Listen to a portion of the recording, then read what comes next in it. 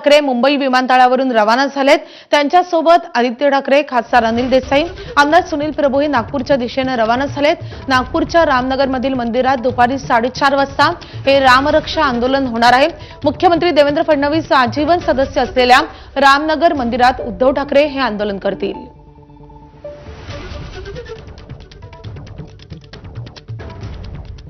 रामावर केवळ संघाचीच मालकी आहे का असा सवाल उद्धव ठाकरे, संजय राऊत सातत्याने उपस्थित करतात। आज संघाच्या बालेकिल्ल्यात नागपुरात उद्धव ठाकरे रामरक्षा आंदोलनही करतायत। मात्र त्याआधी हाती आलेली माहिती उत्कंठावर्धक आहे। आरएसएसच्या सर्वोच्च नेतृत्वानेच निवड केलेल्या राममूर्तीसमोर उभं राहून उद्धव ठाकरे रामरक्षा पठण करणार आहेत। उद्धव ठाकरे आज ज्या राममूर्ती समोर आंदोलन करतील ते राममूर्ती कधी काळी संघाला वैचारिक अधिष्ठान देणारे माजी सरसंघचालक गोळवलकर गुरुजी यांनी निवडली होती। रामनगरच्या राम मंदिरातली प्रभू श्रीराम, सीतामाई आणि लक्ष्मणाची सुंदर मूर्ती आहे। ती मूर्ती गोळवलकर गुरुजींनीच निवडली होती।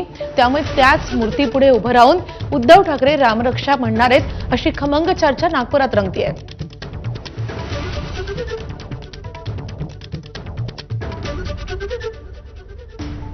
तर आजचं रामरक्षा आंदोलन, रामनगरची रामाची मूर्ती आणि गोळवलकर गुरुजींचं नेमकं काय कनेक्शन आहे आपण ग्राफिक्सच्या माध्यमातून पाहूयात।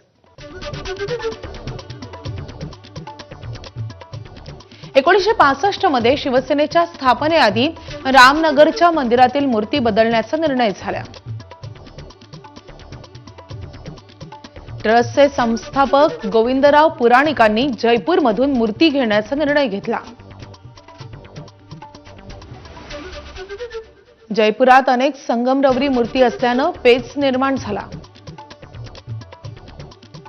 तर संघाचे तत्कालीन सरसंघचालक गोळवलकर गुरुजी आले मदतीला। गोळवलकर गुरुजींनीच ही आखीव रेखीव देखणी अशी मूर्ती निवडली। तर श्रीरामाला शोभतील असे चेहऱ्यावरचे भाव असलेली ही मूर्ती गोळवलकर गुरुजींनी त्यावेळी निवडली होती। तर आजवर त्याच मूर्तीची या मंदिरात पूजा केली जाते।